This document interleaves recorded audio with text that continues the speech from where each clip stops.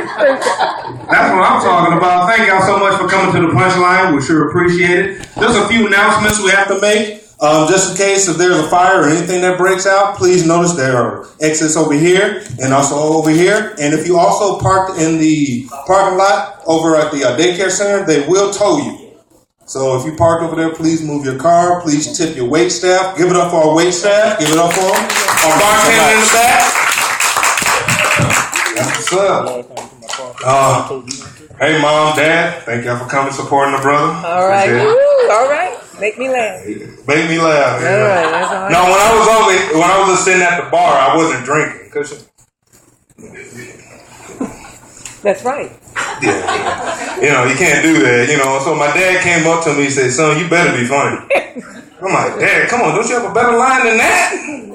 No encouragement whatsoever from my father, and I love my dad. I talk a lot about my dad when I come up on stage because I'm grateful that, he's around. But my dad's the kind of man that I had to help him out on a project, like how to fix a door. And we took us 3 hours to put it up. We had to take a lunch break. I'm like, come on, Dad. Just because of my dad, I know I need to call someone who knows how to fix something because I can't fix anything, I'm that kind of son, I can't only fix a sandwich. That's as close as I can get to fix something. I love that, though, man. Hanging with my parents and everything, I'm still living at home. And they've been trying to get rid of me, but it hasn't been working. Mama, you ain't got to respond. I'm glad you're trying to help me out, but you're not helping. You're embarrassing. I'm sweating up here. I'm only told one thing. Oh, no, man. But I'm serious, they're trying to get rid of me. See, you got to leave your parents' house when you're no longer a tax deduction. You know that? Right. I didn't know that. Mama, you think you got to help? Right.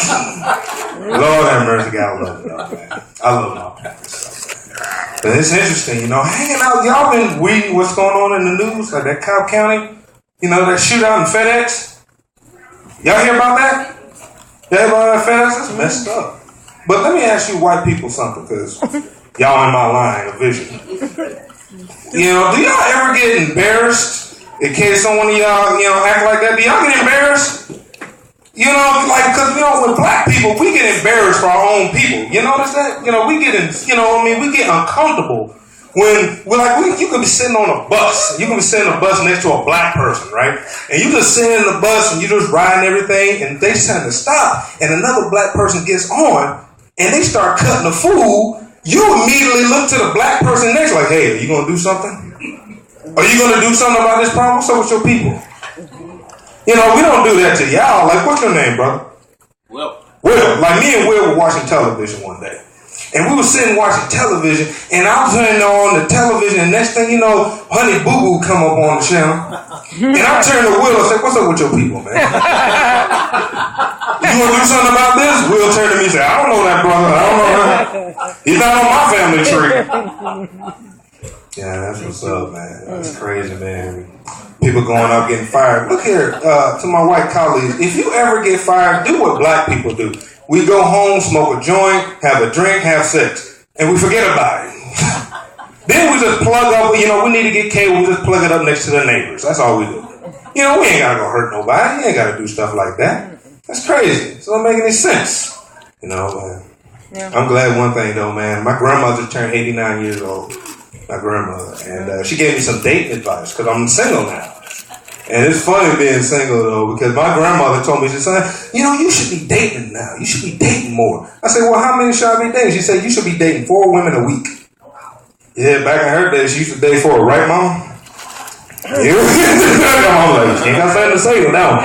Well, no, it's real, because my grandma, she said, you should be dating 4 women a week. I'm like, well, did you date like 4 men a week? She said, yeah, I dated a man to come visit me on Monday and Tuesday. Then a man come visit me on Wednesday and Thursday. Then I had a man come visit me on Friday and Saturday. Woo! That was a good one. Then I had a man come visit me on Sunday. I said, well, what was the Sunday date? Oh, that was the man that your mama wanted you to marry. I said, well, what was Tuesday and Thursday and all the other days? Oh, those are the days that were the tryouts for Friday and Saturday. And I'm like, oh my God, my grandma's a hoe. Oh, shame on you. It's okay. Don't worry, she won't live long enough to hear this. I'll hurt you. It's okay though. I love them, man. I love family though. But you know, it's interesting because I have like two younger brothers, and you know, we were always, you know, we were encouraged to do well in the, in the education, to do well in grades and all that stuff. But my parents originally, remember when Backstreet Boys and NSYNC came out? Y'all remember when that came out? My mother, that woman over there, she told us, she said, I'm gonna make y'all a singing group. I'm gonna make y'all sing and dance and do everything. So for 2 weeks, my mom was Joe Jackson, and my mother couldn't sing. She didn't do choreography. She didn't do no. She just did this stuff like this. This was it. This is all we did. This was it. And occasionally I throw this in because she would throw something at me and say, "Get it right, boy, get it right." Do this. There you go.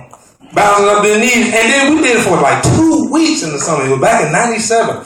Then we had to do a showcase in front of our family. Everybody came out. My uncle was looking at us after we finished. He was like, "Shh.